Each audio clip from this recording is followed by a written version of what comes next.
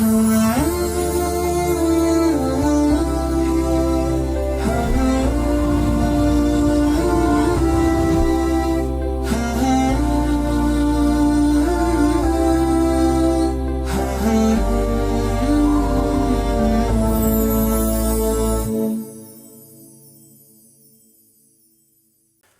alaikum të dashur shikues. Mirë se takohemi përsëri në këtë natë për netëve të bekuara të Ramazanit, në të cilat lutim Allahun subhanahu wa taala të na shtojë devotshmërinë, përshmërinë tonë ndaj tij dhe dashurinë ndaj krijuesit fuqiplot. Edhe sonte me një të ftuar të radhës do trajtojmë tema të cilat janë jetike për besimtarin, të cilat në fund të tyre shpresojmë dhe lutim Zotin e Madh të dalim fitimtar, me dije të dobishme dhe me përkushtim më të madh. Fillimisht i dëshirojmë se ardhi hoxhës së nderuar Ali Ashani nga Tetova. Hoxh, mirë se erdhe. Mirë se jetëm, Allah i shpërblet ftesë. Kënaqësi të jemi së bashku. Allah i shpërblet. Lutë Allahun xhaleshanu t'ju shpërblej. Amin, gjepë. Dhe t'ua pranoj punët dhe veprat të cilat i bënin këtë muaj në veçanti e në çdo kohë të cilën jetojmë. Amin, amin, Allah i shpërblet. Hoxh, njeriu e ka përcjell një dilemë e madhe nga krijimi i tij. Dilema e cila po nuk arriti njeriu të i gjej zgjidhje dhe përgjigje, do të shkakton atij shumë kaos dhe do t'ja bën jetën më të vështirë e më e keqja do të jetë se do të arrijë në fund të saj pa rezultat. E është njohja e njeriu të vetvetes së tij. Pra, kush realisht është njeriu? Kjo si pyetje në vete, do me thënë, përmba shumë përgjigje. Realisht është një prej problematikave me cilat njerëzimi nuk ballafaqohet sot. Do me thënë, kaosi që sjell përgjigje e gabuar ndaj kësaj pyetjes lë pasojat të mëdha. Dhe këtë e shohim ne përgjatë historisë. Andaj Allahu xhelle xhelaluhu ka përmendur popuj të tërë, të cilët për shkak të mosnjohjes së pozitës së njeriut ose vetë natyrës së njeriut kanë ardhur në konkluzat gabuara, të cilat përfundimisht i kanë shtyja ata, i kanë çuar ata që të bëjnë veprime me të cilat Allahu është i hidhruar dhe me këtë ata kanë shkatruar veten në këtë dynja, që është më e keqja, kanë shkatruar veten në ahiret. E njeriu si krijesë Allahu xhelle xhelalu e ka pru si mëkëmbës të tij në këtë dynja. Vetëm kjo është formë me cilën Allahu e ka nderuar njeriu si njeri. Megjithatë, kjo nuk e bën njeriu që ta nashkalon ai natyrën e tij se kush është në realitet. Nuk e bën njeriu që njeriu të na përkëmb të drejtat e tjerëve nga krijesat, e as pa të anashkaloj të drejtat dhe obligimet që i ka ndaj krijuesit xhelle xhelaluhu. Kështu që njeriu gjithmonë duhet të kuptojë një gjë, raporti i tij krijesë me krijuesin te baraka ve teala, i cili thotë وَلَقَدْ كَرَّمْنَا بَنِي آدَمَ. E kemi nderu. Jo, pra njeriu e njeh veten e tij përmes krijuesit. Po. Domethënë kthehet tek Allahu subhanahu wa taala për ta kuptuar rolin e tij. E Allahu xhaleshanu padyshim se i ka treguar njeriu se kush është. Dhe i ka treguar pastaj edhe detyrat që e presin ato përmes. Normal ai i cili të ka kriju, ai e di më mirë se ç'është më e dobishme për ty. Ai i cili të ka kriju dhe të ka prunë këtë jetë, ai ta ka tregu misionin pse të ka prunë këtë jetë. Ata shpesh në debatet bashkëkohore rreth ekzistencës së Allahu xhelle xhelalu, ata e sjellin një shembull i cili po duket banal kështu, megjithatë është shembull i cili përmban vete shumë kuptime. Thon, po e paramendoj njeriu veten e tij me një tren dhe zgjohet pa pritmas në një tren destinacionin së cilit nuk e di se ku është të shku. Duke qenë nga shtëpia e tij e gjen veten në këtë vend ku e sheh se është në lëvizje, ati parashtrohen ose vetja parashtron vetes së tij ose kush është përreth tij disa pyetje. Pra nga erdha këtu, kush më solli këtu dhe ku jam nis? Dhe këto janë pyetje jetike për çdo njeri në këtë dynjë, pyetje të cilat shpesh kultura bashkëkohore e mendimit mundohet që tu ik. Pse? Se janë pyetje shqetësuese për njeriu. Pse janë shqetësuese? Se nxjerrin në pa realitetin e njeriut, nxjerrin në pa dobësinë e njeriut, nxjerrin në pa se njeriu nuk ka ardhur këtu si faktori vetëm në këtë dynjë i cili nuk mund të ekzistojë ose mund të ekzistojë pa, domethënë, harmoni me faktorët tjerë. E kështu që këto pyetje gërshetojnë në vete realitetin tonë. Kush jemi ne? Nga kemi ardhur? Ku jemi nis? kush na ka pru neve në këtë dynja. E vetmja rrugë. A i gjejmë këto pyetje dikun? Padyshim. Pyetjet i gjejmë dhe përgjigjet. Realisht përgjigjes, për shkak se pyetjet vetëm janë prezente. Pyetjet janë tranta, megjithatë nuk përgjigjja ndaj tyre nuk është e pamundshme që gjendet. Me gjithë këtë përparim që e gjejmë ne sot, sidomos në aspektin shkencor, duhet kuptohet një gjë. Shkenca, sidomos shkencat eksakte, nuk ju qasen këtyre pyetjeve nga se nuk është natyra e shkencës e cila duhet merret me këto pyetje. Janë lëmit dhe shkenca tjera të cilat duhet merren me këtë pyetje. Dhe një prej këtyre aspekteve të cilat trajtojnë këto pyetje jetike është studimi i fesë. Dhe ne shohim përgjatë historisë, Allahu xhelle xhelalu ka dërguar mëkëmbësin e tij, Ademin alayhis salam, i cili ai kishte këto përgjigje padyshim që po. Ademi alayhis salam e din prej nga erdhi, e din kush e krijoi dhe e dinte pse është krijuar. Dhe ne këtë dituri e kemi trashëguar derisa erdhi i dërguar i fundit, Muhamedi sallallahu alaihi wasallam. Ky pejgamber nuk ka ardhur me shkopin e Musait alayhis salam. As nuk erdhi me mrekullitë të cilat i pat Isa alayhis salam. Ne e dim që Isa alayhis salam ju jepte sy atyre që ishin të verbër, i ngjallte të vdekurit. Të gjithë mendimin e Allahu xhallahu ala. Megjithatë mrekullia e këtij pejgamberit fundit ishte libri me cilin Allahu e dërgoi atë. Dhe në këtë libër kemi përgjigjen ndaj kësaj pyetje. Pse unë edhe ti kemi ardhur këtë dynja?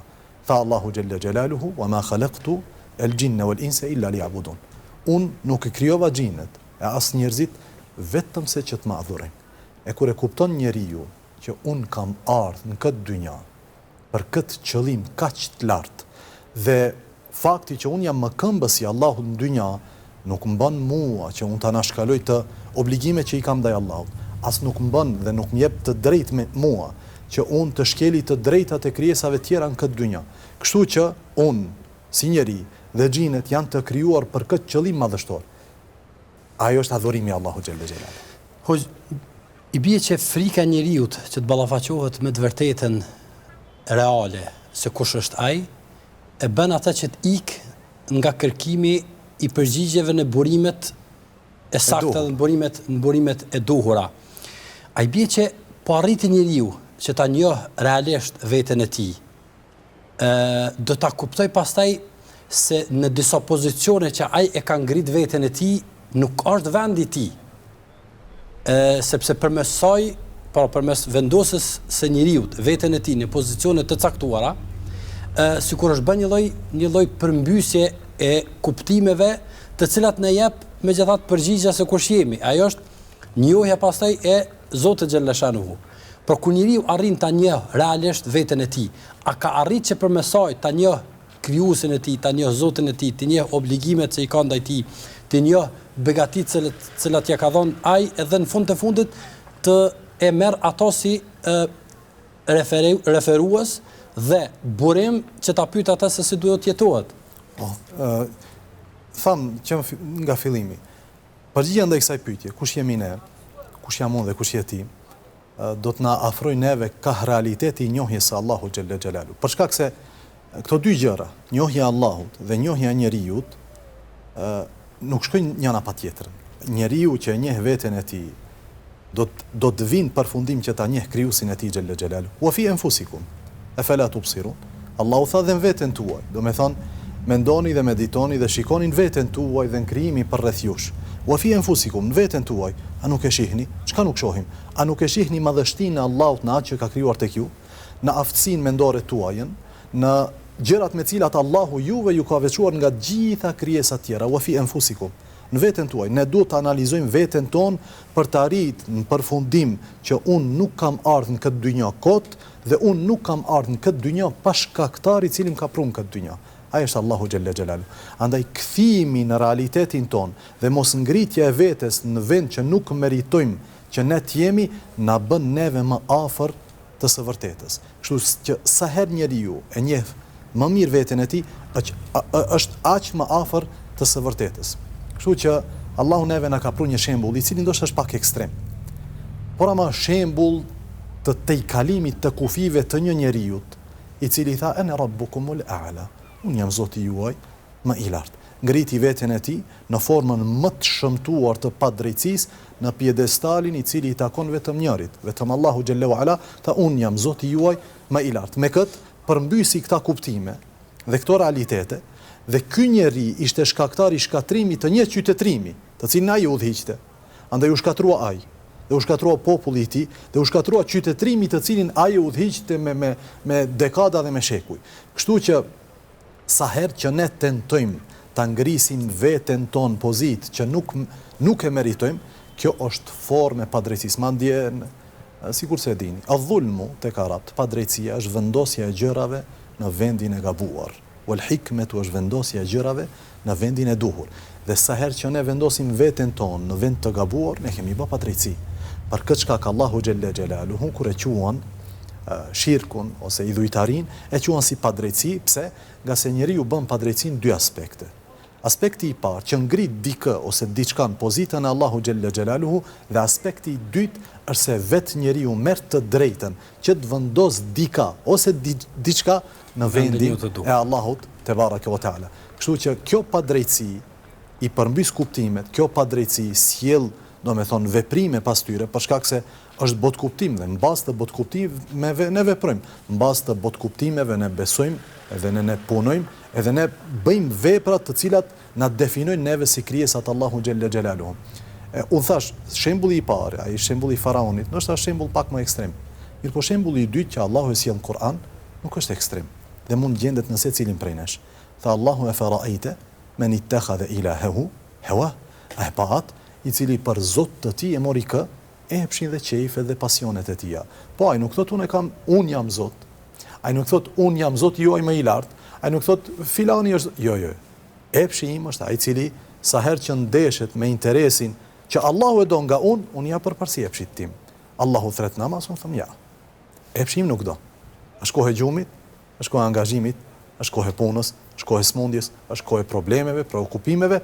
Jo, kur vjen thirrja e Allahut, me do e mos të vendoset në kantar dhe të peshohet me epshin tim.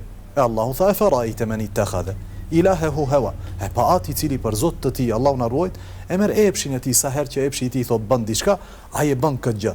Me kët ai ka vendos veten e tij në pozitë që nuk meriton të jetë. Edhe shembulli i parë, edhe shembulli i dytë na sjellin të një rezultat i padëshiruar dhe i pakërkuar nga ne. Domthonë ndryshimi i këtyre pozicioneve, i cili e tha që ka pasoja të mëdha.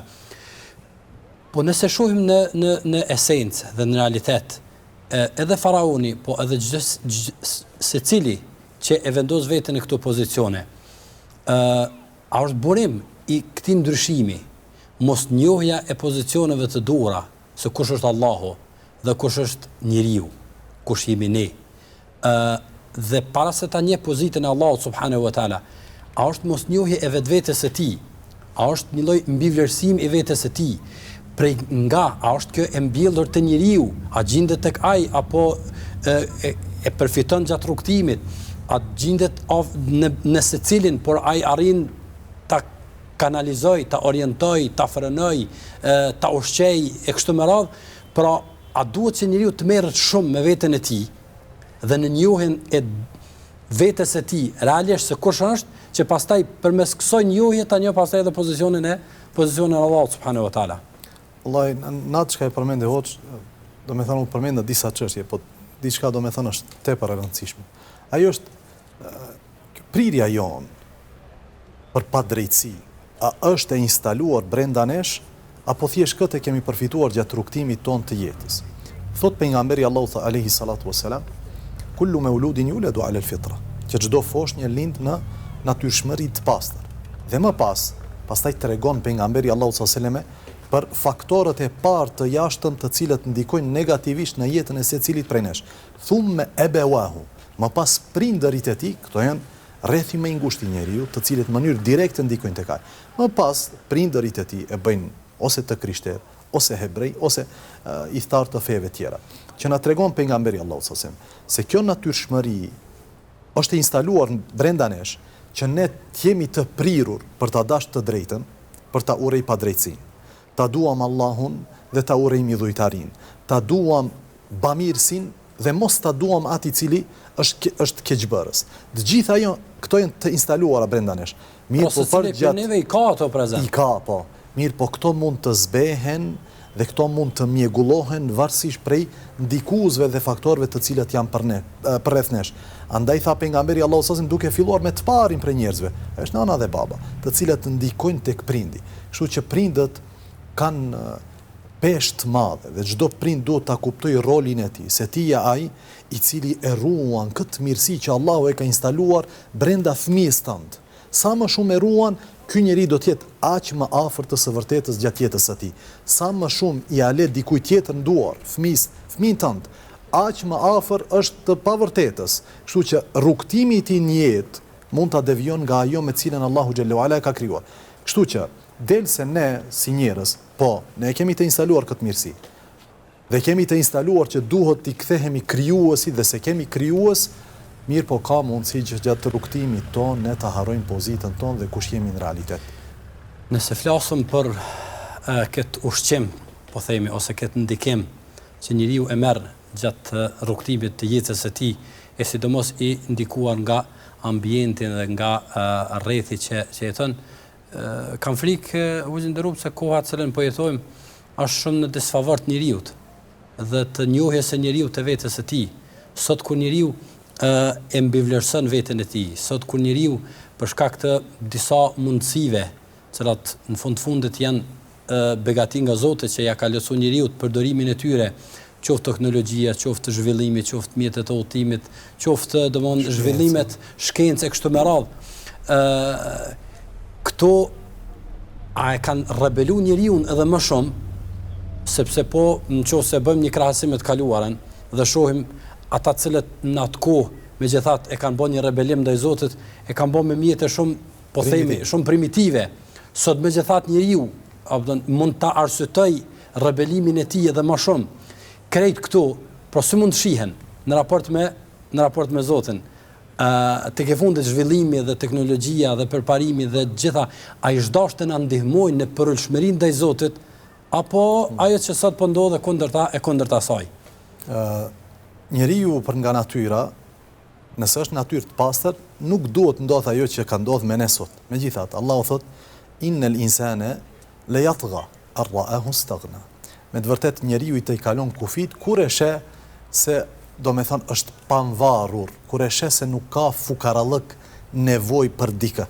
Në momentin që njeriu me gjithë këtë zbehje të natyrshmërisë që ndodh sot sidomos, me lufta të ndryshme ideologjike dhe agjenda të ndryshme të palëve që i njohim dhe ato që si njohim, e shohim se njeriu me të vërtetë i ka tejkaluar kufit dhe ka vendosur veten e tij si ai i cili i pret gjërat në jetën e tij. Ti vendoset ardhmërinë tënde. Ti ai i cili vendos jetën tënde. Ti ai i cili mund të bësh gjithçka derisa të vjen një smundje e vogël. E kur të smuresh s'e bësh kurrë. E kur të smuhesh e lut dikë tjetër prej atyre për të cilët ti thu se ke mundësi të bësh gjithçka. Kjo varësi e njeriu tek njeriu ka sjellë që njeriu të shenjtërohet dhe njeriu të vendoset në pozitën e atij i cili vendos gjithçka. Ne si besimtar jemi të vetëdijshëm që Allahu na ka krijuar në një gjendje e cila shpesh tregon dhe na bën neve të reflektojmë se jemi dobët. Wa khuliqa al-insanu da'ifa. Allahu tha dhe njeriu u krijua të dobësi, i dobt është. Andaj Allahu shpesh neve na përkujton çfarë? Fillimin ton. A nuk e ka pa njeriu prej çka është krijuar? A nuk e sheh çka ka qenë dhe çka është bë? A nuk ishe etapat e zhvillimit që nga momenti kur është gjetë në barkun e nënës së tij, në mitrën e nënës së tij, shikoj gjithë këtë zhvillim, ku ka ardhur, ku është dhe ku është të shku. Të gjitha këto neve na kujtojnë për fukarallëkun ton ndaj Allahu xhelle xhelaluhu. Për këtë çka? Kjo do të thënë lidhje me këtë çka u përmend. Pejgamberi Allahu sallallahu alaihi wasallam duke qenë me një udhtim me sahabët, transmeton Abu Musa al-Ash'ari radhiyallahu ta'ala anhu, tha ne ngritnim zënin sa herë që hypnin, do me thonë lartësi, unë gjitnim me një lartësi dhe sahabët me zot lartë thoshin Allahu Akbar, la ilaha illallah, e pejgamberi Allahu sallallahu alaihi wasallam tha, merrni punën pak më me të butë, nga se nuk jeni duke lut dikë i cili është shurdhë dhe me mec, po jeni duke lut dikë që është afër dhe dëgjon. Dhe pas asaj tha, më dëgjoi, Abu Musa thot, më dëgjoi pejgamberi Allahu sallallahu alaihi wasallam me mua duke thënë la haula wala quwwata illa billah dhe më kthye. Dhe më tha, ja Abdullah bin Qais. Abu Musa është Abdullah. Tha, apo të tregoj diçka, ose apo të tregoj për një thesar prej thesarëve të xhennetit. Tha po I dërguari Allahut. Tha thuaj la haula wala quwwata illa billah. Dhe kjo thënie duhet jetë motoja çdo një besimtari që jeton këtë dynjë. Pa marr parasysh. Kuptimi I saj? Po, pa marr parasysh jetojmë sot me gjithë këtë modernizëm ose jetojmë të kaluarën me mjete primitive. Që do me thonë la haula wala quwwata illa billah. Nuk ka asnjë lëvizje. Disa prej dietarëve kanë thënë nuk ka as lëvizje, as fuqi vetëm se me Allah. Ose nuk ka largim nga mëkati dhe ngritje për vepra të mira vetëm se me Allahun xhallahu ala. Për këtë çka kanë thënë dietarë. Njeriu është I obliguar ose është e pëlqyeshme që kur ta dëgjon ezanin të përsërit pas muezinit. Muezini thot Allahu akbar Allahu akbar. Ne përsërisim pas atij derisa të vjen ai tek thirrja hayya ala sala, e janë namaz dhe e janë shpëtim. Dhe kjo është thirrje më praktike, nuk është teorike. E pejgamberi Allahu sallallahu po na udhëzon neve, o ti njeri që ndjen veten të fortë, e të fuqishëm, e inteligjent, e të aftë në momentin që dëgjon thirrjen e Allahut në tokë. Për çfarë? Për namaz, që është punë e thjeshtë, por ama miliona njerëz nuk kanë mundësi ta bëjnë, edhe pse thonë ne e duam Allahun dhe jemi besimtar. E në momentin që ai të thret në thirrje praktike thuaj, la haula, nuk ka asnjë lëvizje, e asnjë fuqi vetëm se me Allah. Ngritja ime nga ky vend për të shkuar për të bërë namaz tregon fukarallëkun tim për Allahun. Dhe se o Allah, unë me aftësitë e mia, me inteligjencën time, me shëndetin tim, s'kam mundësi të ngritem një sejdë ta bëj. Mos flasim unë t'jap jetë dikujt, unë t'jap shëndet dikujt, unë t'i siguroj ardhmëri dikujt. Jo. Të gjitha varet prej Allahu xhallahu ala. Për këtë shkak Allahu e përmend këtë gjë dhe tregon që njerëzit pasi të pasurohen, pasi të pavarësohen nga të tjerët, tregon që ata nuk e madhrojnë Allahun ashtu siç duhet. Wa ma qadarullaha haqqa qadri. Dhe nuk e madhruan ata Allahun ashtu siç duhet madhruar. E prej madhrimit të Allahut është që ta dish pozitën tënde, edhe unë timen, dhe t'ja dim pozitën Allahu xhallahu ala. E çuditshme puna njeriut. Realisht shumë e çuditshme puna njeriut, pasi ta të kalon për këto të faza të cilat I përmend edhe në fund të mendoj se është dikush ose ka rrit dikush I cili mund edhe të ta cënoj mbretërinë e Allahut subhanahu wa taala, pushtetin e tij kështu me radhë. Ti I përmendet ka fundi se njeriu megjithatë kur posedon, kur ka e kështu me radhë, të gjitha këto ndikojnë. Por realisht të gjitha këto, burimi të gjitha këtyre vjen nga Allahu subhanahu wa taala. Burimi I çdo gjëje të besimtarët vjen nga Allahu subhanahu wa taala. Kemi një hadith pejgamberit sallallahu si në hadith kutsi madje, ku Allahu xhaleshanu megjithatë na e tregon disa pozicione e të cilat disa dobësi tonat e që njohja e këtyre dobësive mendoj se në fund do të na rezultojë tek ajo. Pra si ta kuptoj njeriu diturinë e tij që e ka marrë, si ta kuptoj dikush pasurinë që e ka, si ta kuptoj madje edhe ne që jemi të udhëzuar, si ta kuptojmë udhëzimin ton. A ti kuptojmë të gjitha këto se këto vijnë nga një pozicion I caktuar, joni apo Allahu subhanahu wa taala na ka ngrit aty se ne pa to do të ishim asgjë. Padyshim, vetë fakti që ne fillojmë namazin ton me elhamdulillahi rabbil alamin. Walhamdu ne e përkthejmë si falënderimi I takon Allah. Megjithatë, hamdi është diçka e cila është e veçantë për Allahun, andaj themi falënderimi I takon vetëm Allahut, edhe pse ju themi njerëzve faleminderit. Po hamdi është shukr. Po, shukri është ajo. Po hamdi është formë e adhurimit që bëhet gojarisht, duke I treguar Allahut lavdat dhe mirënjohje për faktin që ai të begaton vazhdimisht me maksimumin e dashurisë.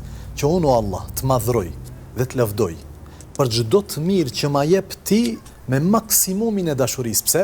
Sepse ju përmendet hadithin në të cilin thot ka thon pejgamberi Allahut alayhi salatu wasallam, ka thon Allahu xhallahu ala, ja ibadi, o robët e mi, të gjithë ju jeni çfarë? Të devijuar përpos atij të cilin unë e udhëzoj. Të gjithë janë të uritur përpos atij të cilin unë e ushqej. Të gjithë janë pa tesha, të zhveshur përpos atij të cilin unë e veshi dhe jap tesha. Të gjithë ne nuk jemi asgjë pa Allahun. Për këtë shkak, pejgamberi Allahut alayhi salatu wasallam ju thurte sahabeve disa vargje gjatë ndërtimit të xhamisë së tij në ditët e para të ardhjes në Medinë dhe thoshte leula Allahu mehtedina wala sumna wala sallayna. Mos ishte Allahu si ishim udhëzu, as ishim falë, as kishim agjëru, mos ishte Allahu ne ti s'kishim qenë këtu. Mos ishte Allahu, asnjëni prej nesh s'kishte thënë la ilaha illallah. Për këtë çka kur themi elhamdulillahi rabbil alamin, i themi o Allah, po ne tregojmë mirënjohjen tonë ndaj teje se ti na i ke dhënë këto gjëra pa më i meritune.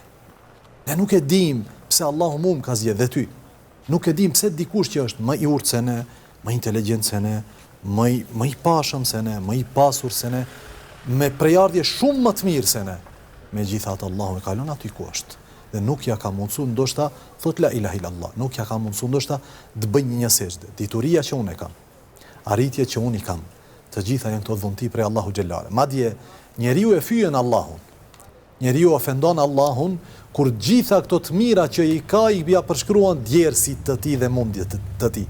Djersi jon dhe mundi jon po janë shkak i përfitimit të diçkaje. Po ai i cili i bën shkaqet të funksionojnë është Allahu xhallahu ala. E thot pejgamberi Allahu sallallahu alaihi wasallam. Tha, po që se ju i mbështeteni Allahut ashtu siç duhet me ju mbështet Allahu xhallahu ala. Allahu ju kish furnizuar sikurse e furnizon një shpend. Po shikoj shembullin që e jep pejgamberi Allahu sallallahu alaihi wasallam. Po të del me barkun shprazët dhe kthehet me barkun plot. E këtu jam përmend dy gjëra. E para, që furnizimi i njerëzit nuk është në dorën e njerëzit. Ai që furnizon është krijuesi. Ai që krijon, ai furnizon. Ai që krijon, ai përcakton gjërat. E thot, ky zog, ky shpend del me barkun shprast dhe kthehet me barkun e plot. A model, nuk rënd. Duhet me dal për t'u kthy plot. Po ai i cili ja ka plotsu barkun përmes shkaqeve është furnizuesi xhelle xhelalu. Ne duhet t'japim maksimumin. Ne duhet lodhemi, të raskapitemi, të sakrifikojmë për çdo arritje, qoftë kësaj dynjaje ose në raport me Allahun xhallahu ala. Për këtë çka thoshin dietar, dituria e dini si është, duhet t'ja japësh gjithçka që të jep diçka. Po i dha diçka, s'tjep asgjë. E kështu është çdo punë këtë dynja. Shikoj njerëzit më të suksesshëm në aspekt dynjas, që ndoshta janë edhe musliman. Shikoj sa flejnë, sa shëtisin, sa pushojnë, sa zbaviten. Asgjë prej këtyre që përmendëm nuk ekziston fjalorin e tyre. Dhe kanë arrit diçka në këtë dynja. Kështu është dynjaja. Ne duhet të mundohemi, të lodhemi, të raskapitemi, ai i cili përfundimisht vendos se a do të vjen ajo tek ne apo nuk vjen, është Allahu xhallahu ala. Po që po flasim për këtë arriturat edhe dobësinë tonë për të arritur të gjitha këto, qoftë dituri, qoftë pasuri, qoftë çka do të jetë. Sigurisht se është e nevojshme që njerëzve të pasqarojmë se Islami nuk thirr që këto të mos posedohen. Po asnjë dyshim. Pra Islami nxit që njeriu të posedoj. Po asnjë dyshim. Por a nën kupton kjo se njeriu duhet të posedoj ato, por t'ua di burimin dhe kur t'ua di burimin pastaj reale, që është Allahu subhanahu wa taala, do ta pyet atë se si shfrytëzohen. Pra kesh përdorimi pastaj i të gjitha këtyre të mira që njerëzit i posedojnë, a vjen si rezultat i mosnjohjes reale se nga vijnë këto të mira? Po vallahi. Kur njeriu e kupton këtë gjë, ky Allah i cili më ka dhënë jetë dhe më ka furnizuar me mend, me inteligjent, me aftësi tjera të shëndetit, ma ka dhënë këtë pasuri. Po thonë ky i cili ta ka dhënë këtë pasuri, a mendon ndonjëherë çka don prej teje në kohë kur ai ta ka dhënë këtë dhunti, duhet me pyet njeriu veten e tij, çka don ky Zot prej meje? Ai më ka dhënë gjithë këto të mira. Po çka të bëjmë me këto të mira? Ti shpenzojnë gjëra të cilat e idhrojnë Allahun, apo ti çojnë gjëra të cilat e kënaqin Allahun dhe ju bëjnë dobi njerëzve të tjerë. Kështu që tha pejgamberi Allahu sallallahu alaihi wasallam që njeriu realisht nuk do t'i lëviz këmbën ditën e gjykimit derisa të pyetet prej nga e fitove dhe ku e shpenzove. Andaj ne të cilët shpenzojmë, e dim që Allahu na i ka dhënë këtë gjë. Kjo pasi ta kuptojmë, nëse e kuptojmë. Kush e kupton këtë gjë, Allahu ja ka dhënë këtë mirësi. Për këtë çka thot Ibn Qayyim rahimahullah, që njeriu vetë për faktin që thot elhamdulillah, i tregon Allahut mirënjohje, duhet tregohet mirënjohës që ja ka mundsuar thot elhamdulillah. Andaj unë duhet tregohem mirënjohës ndaj Allahut, që ma ka mundsu ta kuptoj që gjithçka që kam është prej tij. Tash pyetja tjetër me radhë është, ky që ma ka dhënë këtë gjë, a don nga unë diçka me këtë gjë? Ky që ma ka dhënë trupin dhe shëndetin, a ka pritshmëri nga unë? Se si do ta çka të bëj me trupin tim? Çka të bëj me jetën tim? E ky Allah që na ka prunë këtë dynja, na ka garantuar një gjë. Allahu waliul ladhina amanu. Allahu është mik i atyre të cilët besojnë në Allahun. Çka bën Allahu? Yukhrijuhum min adh-dhulumati ila an-nur.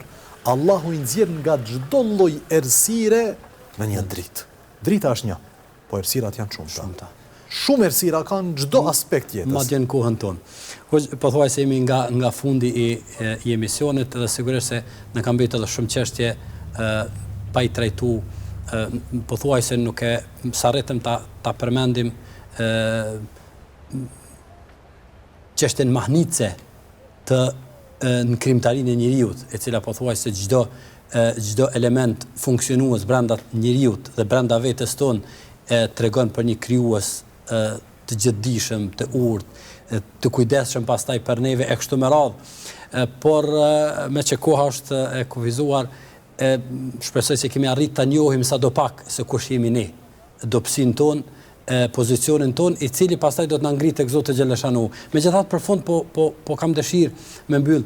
A ka ndonjë rast caktuar ku megjithatë Allahu xhaleshanu njeriu detyrimisht e ja ka botë ditur se ajo është rob i Zotit. Pra në tërë këtë që u përmendëm, na kalon të lirë, të zgjedhim, të mendojmë, të meditojmë, edhe në një farforme të arrijmë në fund me rezultatet të duhura ose të gabuara. Por a ka ndonjë rast në jetën tonë ku megjithatë Zoti xhaleshanu na ka botë detyrimisht na e ka botë të qartë se jemi rob ti dhe na e ka tregu pozicionin tonë? Robria ndaj Allahut është dy llojsh. Kjo robri e lirë që e përmendet ti, lut Allahun që të na bën prej këtyre robërve të Allahut. Madje Allahu nuk e ka lëvdu pejgamberin e tij me asnjë cilësi sikur se lëvdata me robri. Ta subhanalladhi asra bi 'abdihi. Qofti i lartësuar ai që ngriti robin e tij, jo pejgamberin e tij. Lloji i dytë i robrisë është robria që vjen me zor, ku Allahu ta bën ta kuptosh se ti ke jetuar si rob i Allahut, por nuk e ke ditë. Dhe në këtë moment kur shpaloset kjo perde, njeriu e kupton. Kjo është dobësia më e madhe e njeriu. E kupton që nga kjo dynja kaloj me një jetë tjetër në të cilën unë fatkeqësisht nuk e kam di që jam rob i Allahut dhe vjen ky ballafaqim me realitetin, kjo ndeshje me realitetin me cilin është dash të jetoj. E kupton që unë është dash të jem rob i Allahut me vullnetin tim, jo pa vullnetin tim. Allus Allahun që mos na bën për atyre. Amin ja. Allah ju shpërblet hoq. Allah ju shpërblet juve. Allah ju të shpërblet. Ty e begatin punë edhe në angazhimet e juve. Ja, Allah ju shpërblet. Shqyrë të dashur, njohja jonë reale e vetës tonë nuk na dobëson.